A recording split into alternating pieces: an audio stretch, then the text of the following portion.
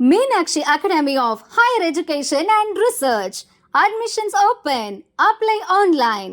Cookery சேனலை பார்த்து யார் வேணாலும் சமையல் பண்ணலாம். ஆனா சுவையான சமையல் பண்றது எப்படி? நான் இதயம் நல்லெண்ணெயில சமையல் பண்றேன். ஆஹா ஓஹோன்னு பாராட்டுறாங்க. நீங்களும் இதயம் நல்லெண்ணெயில சமையல் பண்ணுங்க, பாராட்ட வாங்குங்க. தினம் தோறும் வாங்குவே இதயம்.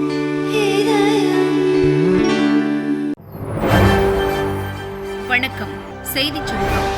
வயநாடு மக்களின் கடன் தள்ளுபடி. கேரள வங்கி அறிவிப்பு. கேரளாவின் வயநாடு மாவட்டத்தில் ஜூலை 30ஆம் தேதி கனமழையுடன் நிலச்சரிவு ஏற்பட்டது. சூரல் மலை, முண்டக்கை உள்ளிட்ட பகுதிகள் மோசமாக பாதிக்கப்பட்டன. 400க்கும் மேற்பட்டோர் பலியாகினர். ஏராளமானோர் மாயமான நிலையில் அவர்களை தேடும் பணி தீவிரமாக நடந்து வருகிறது. இந்நிலையில் வயநாடு மாவட்டத்தில் வசிக்கும் மக்களில் பலர் அங்குள்ள கூட்டுறவு வங்கிகளில் கடன் பெற்றுள்ளனர். அவற்றை தள்ளுபடி செய்துள்ளதாக கூட்டுறவு வங்கிகளை கட்டுப்பாட்டில் வைத்துள்ள கேரள வங்கி அறிவித்துள்ளது. நிலச்சரிவில் இறந்தவர்கள், வீடு உள்ளிட்ட உடைமைகளை இழந்தவர்களுக்கு தாங்கள் பெற்ற கடனை செலுத்துவதிலிருந்து விலக்களிக்கப்படுவதாகவும் கேரள வங்கி தெரிவித்துள்ளது. ஏற்கனவே பாதிக்கப்பட்ட மக்களுக்கு உதவும் நோக்கில் கேரள வங்கி சார்பில் 50 லட்சம் ரூபாயும் அங்கு பணிபுரியும் வங்கி ஊழியர்கள் தங்களின் 5 நாள் ஊதியத்தையும் முதல்வரின் பேரிடர் நிவாரண நிதிக்கு நன்கொடையாக அளித்துள்ளது குறிப்பிடத்தக்கது. ஜாஃபர் சாதிக் போல் இப்ராஹிம், திமுக புள்ளி பின்னால் பெண், போதை கடத்தலில் ட்விஸ்ட்.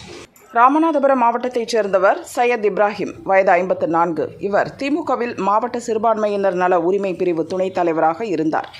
கூட்டாளிகளுடன் சேர்ந்து மணிப்பூரிலிருந்து காரில் 70 கோடி ரூபாய் மதிப்புள்ள மெத்தம்ஃபெட்டமைன் என்ற சர்வதேச போதைப் பொருளை சென்னைக்கு கடத்தி வந்தார். கட்சி கரைவேட்டி கட்டி சென்னை கிளாம்பாக்கம் பஸ் நிலையத்திலிருந்து பயணி போல ராமநாதபுரத்துக்கு மெத்தம்ஃபெட்டமைனை கடத்த முயன்றார். முன்கூட்டியே கிடைத்த ரகசிய தகவலை வைத்து இப்ராஹிமை பஸ் ஸ்டாண்டிலேயே சுற்றி வளைத்தனர் என்சிபி என்னும் மத்திய போதைப்பொருள் தடுப்பு பிரிவு அதிகாரிகள். இப்ராஹிம் கூட்டாளிகள் 2 பேரும் கைதாகினர். மொத்தம் 7 கிலோ மெத்தம்ஃபெட்டமைன் கைப்பற்றப்பட்டது. இதன் மதிப்பு தான் 70 கோடி ரூபாய். இந்த வழக்கில் இப்போது புதிய திருப்பம் ஏற்பட்டுள்ளது. இப்ராஹிமின் மொபைல் போன் தொடர்புகள் குறித்து என்சிபி அதிகாரிகள் ஆய்வு செய்தனர். அவர் இதற்கு முன் ராமநாதபுரத்தில் இருந்து வாடகை படகில் இலங்கைக்கு போதைப்பொருள் கடத்தியது தெரியவந்தது.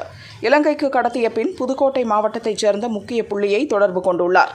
மேலும் இப்ராஹிம் கூட்டாளிகள் சிலர் சென்னை செங்குன்றத்தில் ரகசிய கிடங்கு நடத்தி போதைப்பொருள் பதுக்கி இருப்பதும், அது தொடர்பாக அடிக்கடி சையத் இப்ராஹிமை தொடர்பு கொண்டதும் தெரியவந்துள்ளது. அதேபோல ராமநாதபுரம் பகுதியில் மீன்பிடி படகுகளை வாடகைக்கு விடும் நபர்கள் போல சையத் இப்ராஹிம் கூட்டாளிகள் செயல்பட்டதும் தெரியவந்துள்ளது. அவர்களை என்சிபி அதிகாரிகள் தேடி வருகின்றனர். அதிகாரிகள் கூறுகையில், சையத் இப்ராஹிம் பின்னணியில் அவரது கூட்டாளிகள் மட்டுமின்றி பெண் ஒருவரும் போதைப்பொருள் கடத்தலில் ஈடுபட்டுள்ளார். அவரையும் தேடி வருகிறோம் என்றனர். திமுகவில் புதிதாக 45 மாவட்ட செயலாளர்கள். எல்லோரும் உதயநிதி ஆட்களாம். மகனுக்கு ஸ்டாலின் கிஃப்ட். அடுத்த சட்டசபை தேர்தலிலும் வெற்றி பெற வேண்டும் என்ற இலக்குடன் கட்சி அமைப்புகளை மாற்றி அமைக்க திமுக தலைமை திட்டமிட்டுள்ளது. அதற்கு உதவும் வகையில் 117 மாவட்ட செயலாளர்கள் பட்டியல் தயாரிக்கப்பட்டுள்ளது. இளைஞர்கள் புதுமுகங்களுக்கு வாய்ப்பு அளிக்கப்பட்டிருப்பதாக கூறப்படுகிறது. இதுகுறித்து திமுக வட்டாரம் கூறியது, இப்போது கட்சியில் 72 மாவட்டங்கள் உள்ளன. அவற்றில் மூத்த அமைச்சர்கள், மூத்த மாவட்ட செயலர்கள் பொறுப்பு வகிக்கும் மாவட்டங்களில் மட்டும் 3-4 சட்டசபை தொகுதிகள் இடம்பெற்றுள்ளன. அவற்றை பிரித்து அதிகாரத்தை பரவலாக்கும் விதமாக புதிய மாவட்ட செயலர்கள் நியமிக்கப்பட உள்ளனர். ஒரு மாவட்டத்துக்கு 2 சட்டசபை தொகுதிகள் என பிரித்தால் அந்த மாவட்டம் பெரியது, இது சிறியது என்ற பிரச்சினை எழாது. புதிய மாவட்டங்களில் உதயநிதிக்கு நெருக்கமானவர்களுக்கும் வாய்ப்பு தர முடியும். அமைச்சர் சேகர் பாபு பொறுப்பு வகிக்கும் மாவட்டம் பிரிக்கப்பட்டு புதிதாக உருவாக்கப்படும் மாவட்டத்துக்கு முன்னாள் எம்எல்ஏ ரவிச்சந்திரன் அல்லது ஐசிஎஃப் முரளி ஆகியோரில் ஒருவர் மாவட்ட செயலாளராக நியமிக்கப்படலாம். அமைச்சர் சுப்பிரமணியன் வசமிருக்கும் தொகுதிகளை பிரித்து தனி மாவட்டம் ஏற்படுத்தி ஷோலிங்கநல்லூர் எம்எல்ஏ அரவிந்த் ரமேஷ் மாவட்ட செயலாளர் ஆக்கப்படலாம். காஞ்சிபுரம் மற்றும் செங்கல்பட்டு மாவட்டங்களைச் சேர்ந்த 11 சட்டசபை தொகுதிகள் அடங்கிய மாவட்டத்துக்கு இப்போது அமைச்சர் தாமு அன்பரசன், சுந்தர் எம்எல்ஏ ஆகியோர் மட்டும் மாவட்ட செயலாளர்களாக உள்ளனர். இவற்றை பிரித்து புதிதாக உருவாக்கப்படும் மாவட்டங்களுக்கு படப்பை ஒன்றிய செயலர் மனோகரன், மாணவரணி செயலர் எழிலரசன் ஆகியோர் நியமிக்கப்படலாம். அமைச்சர்கள் சாத்தூர் ராமச்சந்திரன், தங்கம் தென்னரசு வசம் உள்ள சட்டசபை தொகுதிகளை பிரித்து அமைக்கப்படும் மாவட்டத்துக்கு ராஜபாளையம் எம்எல்ஏ தங்கபாண்டியன் அல்லது முன்னாள் எம்பி தனுஷ் ஆகியோரில் ஒருவருக்கு மாவட்ட செயலர் பதவி வழங்க வாய்ப்புள்ளது.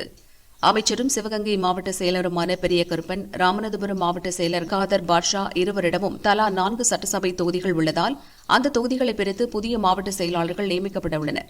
கன்னியாகுமரி மாவட்டத்தில் அமைச்சர் மனோ தங்கராஜ், மேயர் மகேஷ் ஆகியோர் பொறுப்பு வகிக்கும் மாவட்டங்களில் தலா 3 சட்டசபை தொகுதிகள் உள்ளன. தலா ஒரு தொகுதியை பிரித்து முன்னாள் அமைச்சர் சுரேஷ் ராஜனுக்கு மாவட்ட செயலர் பதவி வழங்கப்பட உள்ளது. திண்டுக்கல் மாவட்டத்தில் அமைச்சர் பெரியசாமியின் மகன் செந்தில்குமார் மற்றும் அமைச்சர் சக்கரபாணியிடம் உள்ள தொகுதிகளை பிரித்து புதிய மாவட்ட செயலர் நியமிக்கப்பட உள்ளார்.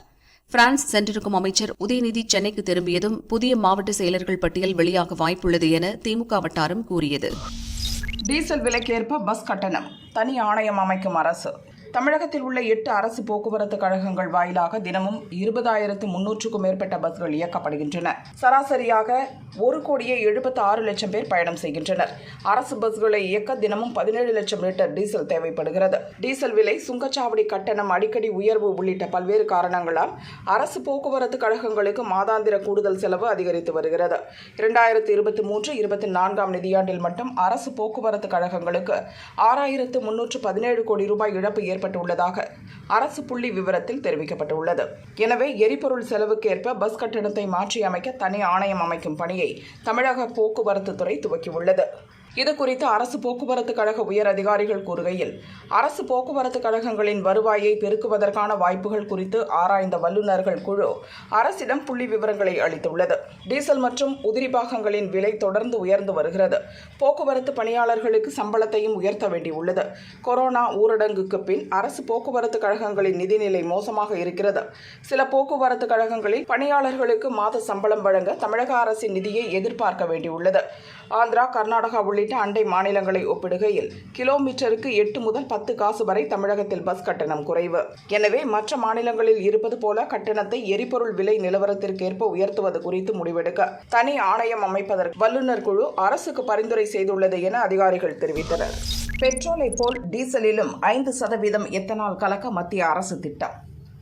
கார்பன் உமிழ்வை குறைப்பதை நோக்கமாக கொண்டு மத்திய அரசு தற்போது பெட்ரோலில் எத்தனால் கலந்து விற்பனை செய்து வருகிறது.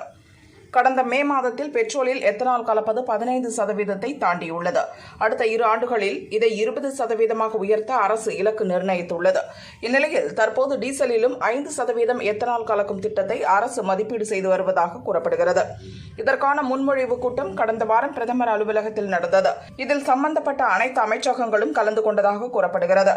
வாகனத்தின் செயல்திறன், உமிழ்வு மற்றும் எத்தனால் கலந்த டீசலின் ஆயுள் உள்ளிட்டவற்றை மதிப்பிடுவதற்காக 2018-19 ஆண்டில் PS3 மற்றும் PS4 வகை பேருந்துகளில் 500 மணி நேர சோதனை ஓட்டத்தை ARAI எனப்படும் இந்திய வாகன ஆராய்ச்சி சங்கம் நடத்தியது.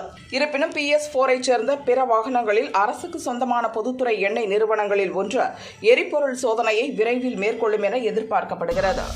நாகை டு இலங்கை கப்பல் சேவை 16ஆம் தேதி துவக்கம். இந்தியா இலங்கை இடையே வர்த்தகம், சுற்றுலா மேம்பட பயணியர் கப்பல் போக்குவரத்தை கடந்த ஆண்டு அக்டோபர் 14 பிரதமர் மோடி துவக்கி வைத்தார். ஆனால் சில தினங்களிலேயே நிறுத்தப்பட்டது. பின் கப்பல் போக்குவரத்து சேவை தனியார் வசம் ஒப்படைக்கப்பட்டது. கடந்த மே மாதம் கப்பல் போக்குவரத்து துவங்கும் என அறிவிக்கப்பட்டாலும் துவக்கப்படவில்லை. சில நாட்களுக்கு முன் சிவகங்கை என்ற சிறிய கப்பல் நாகை வந்து சோதனை ஓட்டம் நடந்தது. இந்நிலையில் வரும் 16ஆம் தேதி முதல் இலங்கைக்கு பயணியர் கப்பல் போக்குவரத்து துவங்க உள்ளதாக தனியார் கப்பல் நிர்வாகம் அறிவித்துள்ளது. 16ஆம் தேதி காலை 8 மணிக்கு நாகையிலிருந்து புறப்பட்டு பகல் 12 மணிக்கு இலங்கை காங்கேசன் துறை சென்றடையும். அங்கிருந்து மதியம் 2 மணிக்கு புறப்பட்டு மாலை 6 மணிக்கு நாகை வந்தடையும். கப்பல் கீழ்த்தளத்தில் பயணிக்க 5,000 ரூபாய், மேல் தளத்தில் பயணிக்க 7,500 ரூபாய் கட்டணம் நிர்ணயம் செய்யப்பட்டுள்ளது. ஆன்லைன் வாயிலாக டிக்கெட் முன்பதிவு செய்து கொள்ளலாம் என அந்த கப்பல் நிறுவனம் அறிவித்துள்ளது. மின் வாரியத்தில் காலியிடம் 61,000 அதிகரிப்பு. தமிழகம் முழுவதும் மின் விநியோகம் செய்யும் பணியை அரசு நிறுவனமான மின்வாரியம் மேற்கொள்கிறது. இந்நிறுவனத்திற்கு அனல், நீர், எரிவாயு மின் நிலையங்களும் துணை மின் நிலையங்களும் உள்ளன. அவற்றில் கிளாஸ் 1, 2, 3, 4 என 4 பிரிவுகளில் உதவி பொறியாளர், கள உதவியாளர், கணக்கீட்டாளர், இளநிலை உதவியாளர் என மொத்தம் 1.42 லட்சம் பணியிடங்களுக்கு தமிழக அரசு ஒப்புதல் அளித்துள்ளது. தற்போதைய நிலவரப்படி அனைத்து பதவிகளிலும் 81,208 பேர் பணிபுரியும் நிலையில் 61,000 காலியிடங்கள் உள்ளன. அதில் மின்கம்பம் நடுதல், மின்சாதன பழுதை சரி செய்தல் உள்ளிட்ட களப்பணிகளை மேற்கொள்ளும் பணியாளர்களின் காலியிடங்கள் 46,500 உள்ளன. எனவே காலியிடங்களை விரைந்து நிரப்ப அரசு நடவடிக்கை எடுக்க வேண்டுமென வாரிய ஊழியர்கள் கோரிக்கை விடுத்துள்ளனர்.